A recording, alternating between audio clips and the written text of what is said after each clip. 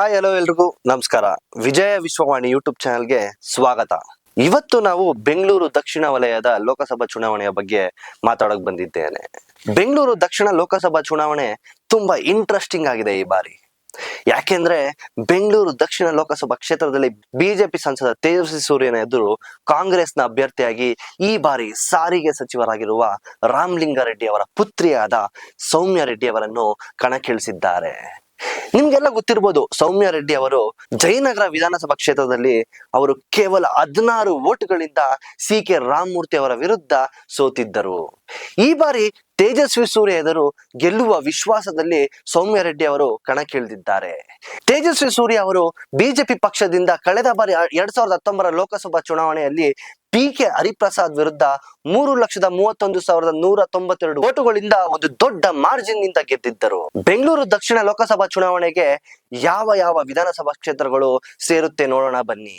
ಒಟ್ಟು 8 ವಿಧಾನಸಭಾ ಕ್ಷೇತ್ರಗಳಿವೆ.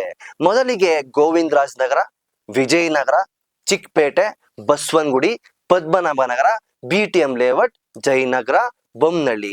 ಈ ಎಲ್ಲಾ ವಿಧಾನಸಭಾ ಕ್ಷೇತ್ರಗಳು ಬೆಂಗಳೂರು ದಕ್ಷಿಣ ಲೋಕಸಭಾ ಚುನಾವಣೆಗೆ ಸೇರಲಿದೆ. ಕಳೆದ 3 ಲೋಕಸಭಾ ಚುನಾವಣೆಯಲ್ಲಿ ಬಿಜೆಪಿಯ ಭದ್ರಕೋಟೆ ಆಗಿರುವ ಬೆಂಗಳೂರು ದಕ್ಷಿಣ ಲೋಕಸಭಾ ಕ್ಷೇತ್ರ ಬಿಜೆಪಿಯ ಗೆಲುವಿನ ಓಟಕ್ಕೆ ಸೌಮ್ಯ ರೆಡ್ಡಿ ಅವರು ತಡೆ ಹೊಡೆಯುತ್ತಾರೆ ಎಂಬುದು ನಿಗೂಢ. ತೇಜಸ್ವಿ ಸೂರ್ಯ ಅವರು ಈಗಾಗಲೇ ಬೆಂಗಳೂರು ದಕ್ಷಿಣ ಜನತೆಯ ಪ್ರೀತಿಯನ್ನು ಹೊಂದಿದ್ದಾರೆ. ಹಾಗೆ ಅವರಿಗೆ ದೇವೇಗೌಡರ ಬೆಂಬಲವೂ ಕೂಡ ಸಿಕ್ಕಿದೆ. ಹಾಗೆ ನಮ್ಮ ಸೌಮ್ಯ ರೆಡ್ಡಿ ಅವರಿಗೂ ಕೂಡ ಅವರ ತಂದೆ ರಾಮಲಿಂಗಾರೆಡ್ಡಿ ಅವರ ಬೆಂಬಲ ಕೂಡ ಇದೆ. ಹಾಗೆ ಕಾಂಗ್ರೆಸ್ ಶಾಸಕ ಎಂ ಕೃಷ್ಣಪ್ಪ ಹಾಗೂ RV ದೇವರಾಜ್ ಅವರ ಬೆಂಬಲವೂ ಕೂಡ ಸೌಮ್ಯ ರೆಡ್ಡಿ ಅವರ ಮೇಲೆ ಇದೆ. ವೀಕ್ಷಕರೇ, ಬೆಂಗಳೂರು ದಕ್ಷಿಣ ಲೋಕಸಭಾ ಚುನಾವಣೆಯಲ್ಲಿ ಇರುವ ಒಟ್ಟು ಮೊತ್ತಗಳು 23,17,472 ವೋಟುಗಳು.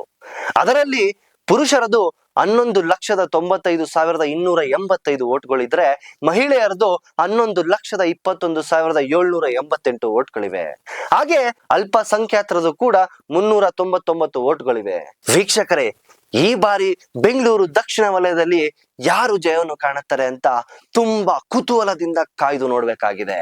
ವೀಕ್ಷಕರೇ, ಈ ಬಾರಿ ಬೆಂಗಳೂರು ದಕ್ಷಿಣ ವಲಯದಲ್ಲಿ ಯಾರು ಗೆಲ್ಲಬಹುದು ಎಂದು ನಮ್ಮ ಕಮೆಂಟ್ ಬಾಕ್ಸ್ ಮೂಲಕ ತಿಳಿಸಿ.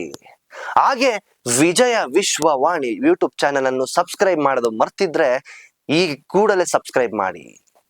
ಧನ್ಯವಾದಗಳು.